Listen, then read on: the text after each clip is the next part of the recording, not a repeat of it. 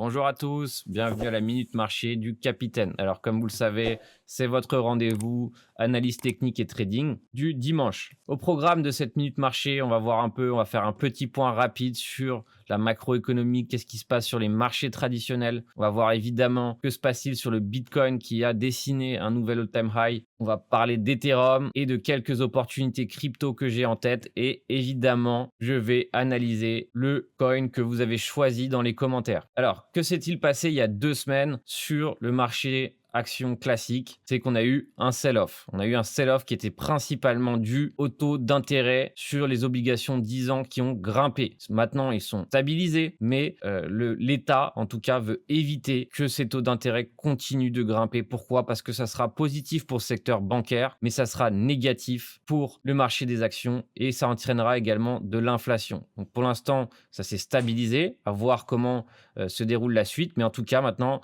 le marché du SP500 a réintégré en 4 heures. Donc ça s'est passé rapidement. On a eu un breakout baissier et là, on a réintégré. On est à nouveau sous résistance. On est sous résistance. On est en train de consolider sous résistance. Le shop daily est chargé, ce qui veut dire que possiblement, il pourrait faire un breakout. Donc, évidemment, le shop chargé peut aussi faire un breakout baissier, donc il a assez d'énergie aussi pour baisser violemment. Et évidemment, notre point de repère, on va dire, pour vraiment un sell-off massif serait un franchissement de 3723. Là, on pourrait être vraiment inquiet sur les marchés traditionnels. On a eu il y a 2 semaines, pareil, hein, en termes de timing, on a eu le DYX, le Dixie, donc l'indice du dollar, qui avait remonté, qui s'était renforcé. Donc on était à 89, on est passé à 92,60. Donc ça, c'est pareil, ça indique que les marchés, durant cette semaine d'incertitude, se sont positionnés sur le dollar, donc se sont placés en risk-off, d'où ce dollar qui se renforce. Donc pour l'instant, on a buté sous résistance, donc c'était ce que je voulais voir. Je crois que j'en avais parlé dans une analyse. Je voulais voir cette neckline faire office de résistance et maintenant, on vient de corriger dessus. Qu'est-ce qu'on veut? On veut rester sous cette résistance. Pourquoi? Parce qu'un franchissement violent de cette résistance nous entraînerait un dollar bien plus fort vers les 94 et dans ces cas-là, ça sera fortement défavorable au marché à risque comme les actions et les crypto-monnaies. Donc, à voir, on surveille. Pour l'instant, c'est comme s'il ne s'était rien passé. Il y a eu l'annonce du stimulus et donc d'un petit chèque pour tous les Américains. Donc, c'est possible qu'ils utilisent ce petit chèque pour aller sur Robinhood ou sur les plateformes pour acheter des crypto-monnaies. Donc, c'est pas vraiment une hypothèse, c'est un fait. Pourquoi? Parce que tout le monde parle du Bitcoin. Le Bitcoin est considéré comme une nouveauté, comme une façon de défier le système bancaire actuel. Donc, il a la cote et c'est d'ailleurs pour ça que ce week-end, en partie évidemment, je ne sais pas s'ils ont encore reçu leur paycheck, mais ce week-end, il a fait un breakout violent. D'accord? Ça n'a pas été une blague. Ici, on a eu un fake out. Donc, comme vous pouvez le voir, on a eu cette correction ici qui s'est faite à l'approche de la résistance. Donc, pour ça que j'évite toujours les breakouts, en tout cas le premier. Et qu'est-ce qui s'est passé? On a eu un fake out et on a rebondi donc, sur les 55. Et ensuite, ça a été rapide. On a fait un breakout hier samedi. D'accord? Il n'y avait pas les institutionnels pour faire pression. Donc, il n'y avait pas, on va dire, les grosses mains qui pouvaient exercer une pression sur le Bitcoin. Et le Bitcoin a fait un breakout et nous sommes maintenant arrêtés à 61 730. On va sortir le pivot standard. J'aime bien, comme vous le savez, le pivot standard parce que c'est utilisé par les mathématiques, par les algorithmes. Et dans ces cas-là, ça me plaît de savoir où est-ce qu'on s'arrête. Et là, comme vous pouvez le voir, on a buté sur la R4 au point quasiment près. Alors, qu'est-ce que je pense de ce breakout? Alors, je pense que le fait que les institutionnels n'en aient pas profité m'indique qu'il est possible qu'on corrige et qu'on retrace par la suite. Pourquoi? Un, parce que je déteste ce genre de grosses bougies, on va dire avec une clôture haute, d'accord? Donc le haut de la bougie est là, la clôture est là, qui sort d'un range. Pour moi, c'est une figure qui indique une correction par la suite. En plus, qu'est-ce qui me fait dire ça? C'est que on a le gap, on va dire, les CMI futurs qui se sont arrêtés à 59 000. Ça veut dire que dimanche, quand le trading des CMI futurs vont reprendre, il y a un gap à combler de à peu près 2-3 000 dollars. Ce qui fait que je pense que nous corrigions lundi. Alors évidemment, pas de boule de cristal, tout peut arriver. Peut-être que lundi, on fait un breakout et que ça se passe mardi, mais savoir qu'on a un petit gap comme ça qui nous attend peut me faire penser que on va corriger lundi. Généralement, le lundi est une journée corrective. Alors, comme vous le savez, j'observe beaucoup le marché des options. Pourquoi? Parce que c'est maintenant le marché des options qui dirige le marché, tout simplement parce qu'on a beaucoup d'institutionnels qui sont maintenant placés sur le Bitcoin. Alors eux se couvrent grâce aux options. Il n'y a pas un institutionnel qui n'a pas une couverture option. Ça paraît impensable qu'il mette sa trésorerie sur le Bitcoin, mais qu'il n'ait pas une option pour se couvrir et même profiter de la baisse. C'est très important de le savoir. Je sais que MicroStrategy et d'autres vous parlent ouvertement de leur stratégie d'achat, mais elles ne vous parlent pas ouvertement de leur stratégie de couverture. Et c'est très important de ne pas oublier que ces mêmes acteurs qui vous disent quand est-ce qu'ils vont acheter, ils ne vous disent pas quand est-ce qu'ils vendent ou quand est-ce que, et comment ils se sont couverts et comment ils vont profiter en cas d'une baisse. C'est très important de ne pas penser naïvement que ces gens vous proposent ouvertement leur stratégie. Qu'est-ce qu'on a? On a 91 600 bitcoins d'intérêt ouvert sur le contrat du 26 mars. Et du coup, ça implique forcément qu'il y aura de la volatilité à l'approche du contrat option. On n'est jamais sûr de rien, c'est le trading, d'accord? Tous ceux qui vous disent oui, mais c'est sûr, il n'y a rien de sûr, tout est possible. Mais généralement, un si gros contrat qui expire ne va pas être sans aucune volatilité à l'approche de ce contrat. En plus, c'est la fin du mois, le 26 mars, c'est le mois de mars. Alors ici, on a un max pain de 40 000. Qu'est-ce que ça veut dire un max pain de 40 000? Ça veut dire qu'à l'heure actuelle, si le Bitcoin clôture à 40 000 $ le 26 mars avec toujours un max pain à 40 000, ça veut dire que la majorité des acheteurs d'options vont se retrouver en négatif, d'accord? Vont perdre. Et il y a une théorie qui dit que le marché se dirige vers la douleur et ainsi, si vraiment le max pain clôture à 40 000 $, la majorité perd et donc voilà. Encore, ça donne raison à cette théorie. Sauf que, est-ce que ça veut dire que à l'heure actuelle, le Bitcoin, le 26 mars, va clôturer à 40 000 $? Absolument pas. Ça donne juste un repère pour savoir où se trouve la douleur maximum. Depuis les 3 dernières clôtures de contrats options, le Bitcoin a clôturé 20 à 30% autour de ce max pain. Il nous ferait ici à peu près 44 000 ou 46. Et ce qui se passe, c'est que ici, le max pain va certainement évoluer encore pendant 12 jours. Je vous rappelle que la semaine dernière, il était à 36 000. Donc maintenant, il peut très bien passer facilement à 42 000, 46 000, 48 000. Donc c'est pour ça qu'il faut vraiment observer ces contrats options, car le marché maintenant est mature et donc est drivé et conduit par ce qui se passe sur les options. Alors, que se passe-t-il au niveau d'Ethereum? On a Ethereum qui nous a fait une jolie reprise, d'accord? Après avoir fait un petit pullback et avoir fait beaucoup de frayeur aux investisseurs d'Ethereum, il a fait un pullback sur les 1680 qui est maintenant un repère. Et maintenant, comme vous pouvez le voir, il est à 2 doigts d'avoir franchi son ancien sommet. Donc l'ancien sommet se trouve sur les 1960. Donc on a eu, comme vous pouvez le voir, un double top parfait sur les 1960. Un franchissement des 1960 entraînerait au moins aller visiter l'all-time high. D'accord? L'all-time high qui se situe à l'heure actuelle vers les 2138. Et donc, si on franchit les 1960, ça sera un retournement de tendance haussier pour Ethereum, qui lui a encore beaucoup de marge, on va dire, à la hausse. D'accord? Le Bitcoin a surperformé à l'heure actuelle, mais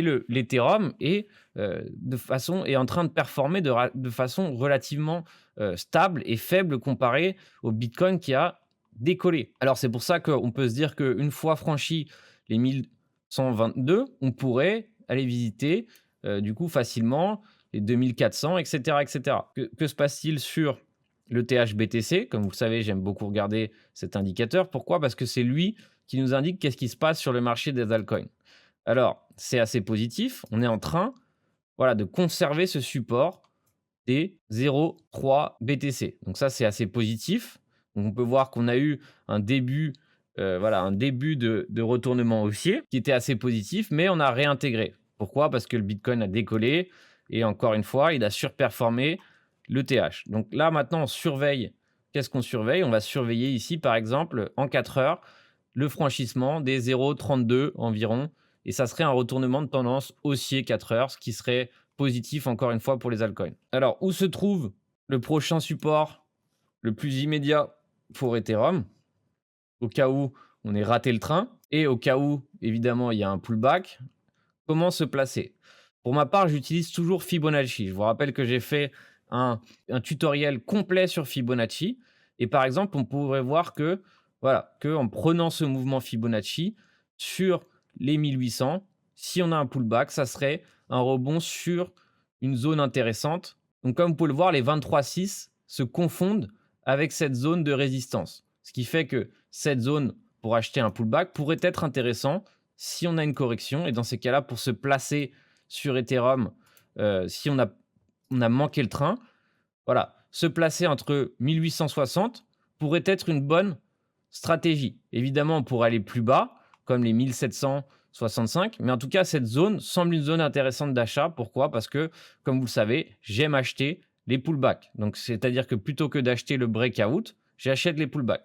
En revanche, comme vous pouvez le voir, il pourrait aussi très bien rebondir à l'heure actuelle sur techniquement son ancienne résistance. Donc, à voir si il corrige un peu plus loin. Mais sinon, voilà, ici, on est aussi sur un mouvement intéressant qui est un pullback sur ancienne résistance. Donc, c'est aussi techniquement un point d'achat intéressant. Alors maintenant, on va faire un tour du côté des indices. Alors, l'utilisation de l'analyse des indices des FTX nous permet du coup d'avoir la donne sur un groupe, sur un ensemble de cryptos. Donc, par exemple, ici, les exchange perp, donc ça représente tous les coins d'exchange. Alors, qu'est-ce qu'on a ici?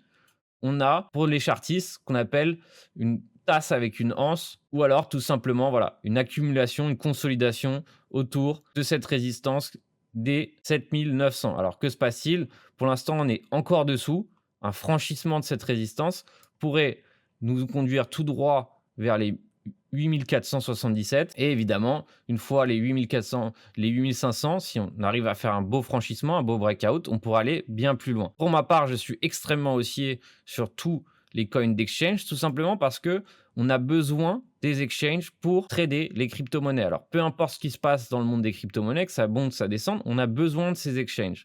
Donc, c'est pour ça que, par exemple, le Binance, le FTT, le BNB, le FTT sont dans l'exchange perp et sont, on va dire, les plus puissants à l'intérieur de cet indice. Mais évidemment, il y en a d'autres comme le HT, le KCS, etc. Alors, plutôt que d'acheter tous les coins, on va dire, sur tous les exchanges, se placer sur cet indice permet finalement d'être haussier ou baissier sur l'ensemble des tokens qui se trouvent dans cet indice, donc dans l'ensemble des tokens exchange, d'accord, qui sont liés en rapport avec les plateformes de trading. Donc ici, pour l'instant, on est sous résistance. On a un shop qui se recharge, donc on est en train de consolider. Donc certainement, on va consolider sous cette résistance. En daily, on a le shop qui se recharge, mais il y a amplement l'énergie suffisante pour aller chercher au minimum les 8400. Donc pour l'instant, on est sous résistance. Donc chercher un point d'entrée, on va dire, plus avantageux serait une bonne idée. Pour ma part, c'est ce que j'aime faire. Donc ici, par exemple, si vraiment je peux obtenir un retracement un peu plus important que celui-ci, c'est-à-dire que comme vous pouvez le voir ici, à l'heure actuelle, on a rebondi sur l'ancien sommet, donc c'est un point d'achat intéressant. Mais voilà, si on peut avoir une correction plus importante, je n'hésiterai pas à l'acheter, tout simplement parce que voilà, je sens que cet indice chauffe et du coup, c'est un point d'achat intéressant. Je préfère acheter l'indice dans ce genre de situation que l'acheter, par exemple, dans ce genre de situation où, comme vous l'avez pu le voir, il a décollé. Et qu'est-ce qui s'est passé par la suite? Il a fait un sommet en dessous du précédent et il a corrigé. C'est pour ça que c'est très important d'éviter de rentrer quand tout le monde en parle. Généralement, quand quelqu'un me demande s'il est trop tard pour investir, je présume qu'il est trop tard pour investir. Sinon, on ne me poserait pas la question. Donc, c'est très important d'arriver à se placer avant les autres. Sinon, vous vous retrouvez toujours dans le train, dans le bateau, en retard. Et ça, c'est vraiment pas une bonne idée parce que en trading, finalement, quand tout le monde en a parlé, quand tout le monde en parle, c'est au moment où ça descend. Donc, voilà pour l'exchange perp qui est extrêmement haussier. On va voir aussi le DeFi perp, c'est important. Lui aussi, c'est un driver du marché. Et qu'est-ce qui se passe sur le DeFi perp? Donc, sur l'ensemble des coins perp, on est sur le même cas de figure, on est sous résistance. Pareil, ici, c'est un peu un schéma de tasse avec une anse. Et voilà, un franchissement des 11 566 entraînerait probablement aller chercher un nouvel ATH et évidemment aussi un breakout haussier par la suite. C'est possible aussi. Alors maintenant, on va passer au coin que vous avez choisi d'abord et ensuite, je vous donnerai les opportunités que je vise, que je cherche et pourquoi je les cherche. Alors, vous étiez nombreux à me parler du LIT. Alors, je vous avoue, je n'ai même pas regardé ce que c'est. Les trois quarts des projets, je ne les connais pas. Pourquoi? Parce que je m'intéresse uniquement à faire des recherches sur ceux sur lesquels je vais investir et ça demande beaucoup de temps, beaucoup de temps de savoir, est-ce que, je vais pouvoir l'utiliser? Qui va pouvoir l'utiliser? Combien d'utilisateurs potentiels? Qui est l'équipe? Est-ce qu'ils sont sérieux? Et cetera. C'est pour ça que l'analyse fondamentale est quelque chose qui est bien différent de l'analyse technique trading. C'est pour ça que, je m'aventure sur l'investissement long terme que sur très, très, très peu de crypto. Pourquoi? Parce que je sais que lorsque le marché, si un jour le marché va baisser violemment et qu'on aura un crash, ces investissements vont être sous l'eau et si on n'a pas un minimum de conviction sur leurs propos, on va, forcément craquer et les vendre au pire moment. Pour ça que, voilà, je préfère, heu, investir sur très peu de projets et surtout en 2017, j'ai vu mon porte-monnaie tellement en 2018, mon porte-monnaie a tellement coulé que voilà, j'en suis encore, voilà, j'ai encore cette, peur du coup de voir, tout mon argent, voilà, perdre 300-400 de sa valeur et c'est vraiment pas ce que j'ai envie. C'est pour ça que j'investis très peu sur le long terme. Donc par exemple, le LIT, j'observe uniquement l'aspect technique du LIT et là, qu'est-ce qu'on on se trouve sur un pattern qui est extrêmement intéressant. C'est une sorte, voilà, de tête-épaule comme vous pouvez, vous l'appeler pour voilà, pour les chartistes, mais surtout on est sous résistance. Donc ce qui fait que là, on a eu un fake out 2 fois et donc il suffit que maintenant, on ait encore un creux qui se dessine ici au-dessus du précédent et qu'on franchisse les 10 donc voilà, cette résistance psychologique des 10 pour avoir un breakout et aller chercher au minimum, par exemple, les 11 les 12 et cetera. Donc là, on est sur un pattern extrêmement intéressant. Pourquoi? Parce que comme vous le savez, si vous suivez mes analyses, c'est un pattern d'accumulation. Pourquoi? Comme vous pouvez le voir, c'est ça qui nous dit que c'est un pattern d'accumulation. On a ici des creux qui sont rachetés et là, les creux deviennent de plus en plus hauts. Donc c'est intéressant. Là, en 4 heures, comme vous pouvez le voir, il va certainement consolider. C'est pour ça que, par exemple, sortir les Fibos et voilà, chercher un point d'achat par ici sur les 38,2 à 8 ou voilà, pourrait être intéressant. Voilà. Évidemment, si on voilà, on franchit, on va dire, en clôture, c'est mieux cette zone des 7, évidemment, des 7,80. On ira plus bas. Mais voilà, en tout cas, la résistance des 10 est encore là. Mais une fois franchie, ça peut être assez haussier sur le LIT. Donc, je vous avoue, je ne sais même pas ce que c'est. Alors maintenant, je vais parler des opportunités qui m'intéressent. Pourquoi je m'intéresse à celle-ci? C'est pour moi les coins qui n'ont pas décollé. Pourquoi? Parce que, comme vous pouvez le savoir, c'est sectoriel. Pour l'instant, c'est encore les mid-cap, c'est encore le sheet perp, on va dire les low cap qui ont décollé. Donc maintenant, je vais me placer sur des coins qui n'ont pas encore décollé. Et ça, pour moi, c'est extrêmement important. Je veux me placer sur une crypto quand personne ne l'achète, quand personne n'en parle. Pourquoi? Parce que je veux vendre quand tout le monde en parlera. Pourquoi? Parce que je veux un vrai avantage. Et là, qu'est-ce que j'ai ici? J'ai sur Atom un joli pattern d'accumulation daily, un shop qui est chargé en daily. Donc voilà, je me suis placé en accumulation, c'est-à-dire que j'essaye d'acheter, on va dire, toutes ces petites mèches baissières pour avoir un prix moyen. Donc pour l'instant, j'ai un prix moyen environ à 18 d'accord, à peu près. Et je construis ma position, c'est-à-dire qu'à un moment donné, je me dirais, voilà, je suis invalidé si vraiment on franchit un certain niveau. Donc j'ai un point d'invalidation, évidemment. Je ne traite pas sans point d'invalidation. Donc vraiment, je peux me dire, voilà, s'il y a un franchissement des 15 en clôture, voilà, je coupe ma position, d'accord?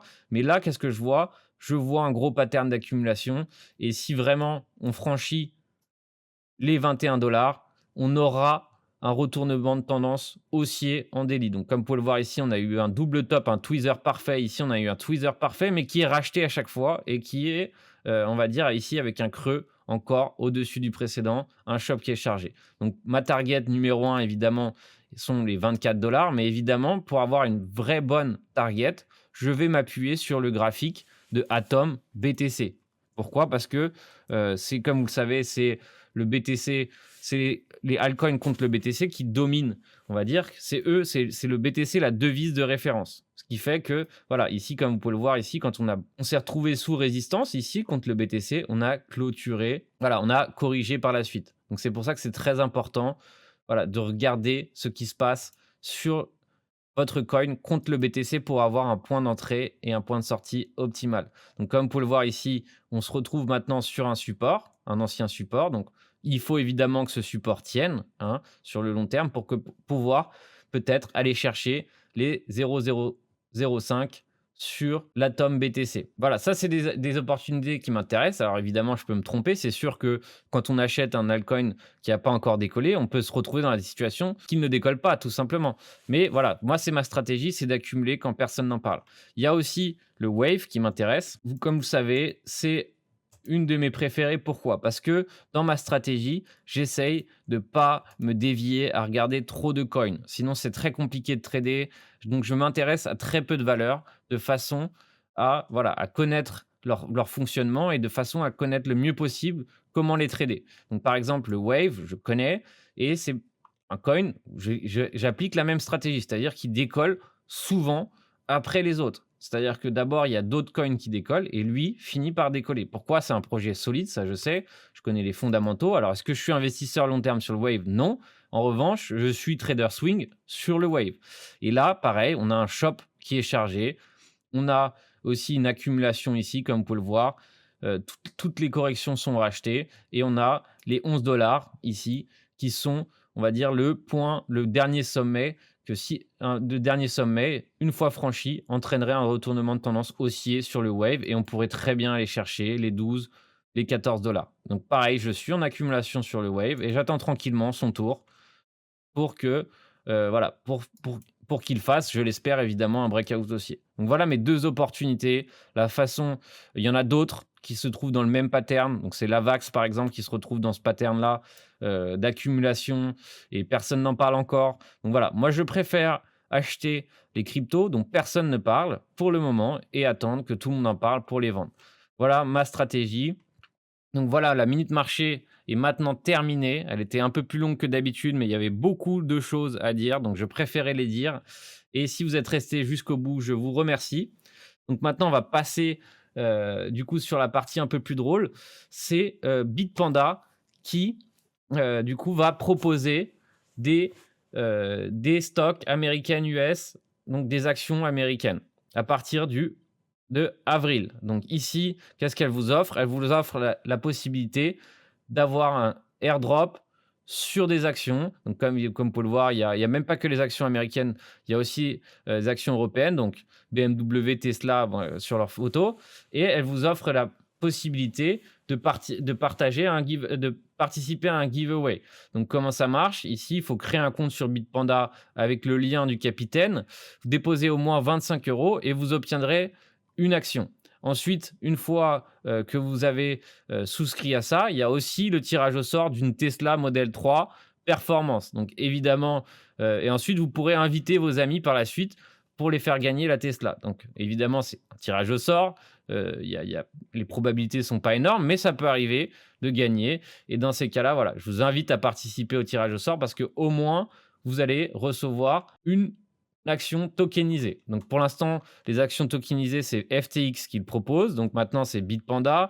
Et comme vous pouvez le voir, petit à petit, ces exchanges de crypto-monnaies vont devenir des petites banques à eux-mêmes. C'est-à-dire qu'avec le lending, avec leur carte bleue, avec la possibilité d'acheter des actions, ça va devenir des sortes de brokers tout inclus. Hein. On va pouvoir tout faire bientôt grâce à nos brokers crypto-monnaie. Donc Bitpanda est validé par l'AMF. Donc voilà, c'est parfait pour investir dans les crypto-monnaies de façon conservatrice. Une dernière chose, on termine par le Binance Tournament. Alors, j'ai monté une équipe pour le Binance Tournament. C'est évidemment pour des gens qui ont un certain niveau de trading. Je ne vous invite pas à participer à la compétition si réellement vous n'avez pas de niveau de trading. Pourquoi? Parce que sinon, vous avez des fortes probabilités de perte.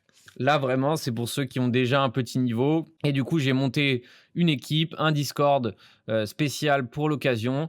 Je vous invite, si vous n'êtes pas inscrit au Binance Tournament, de vous inscrire via mon lien et de rejoindre l'équipe, le Captain Club. On se retrouve du coup cette semaine pour la compétition et on se retrouve très bientôt pour les prochaines analyses techniques. Bon trading à tous.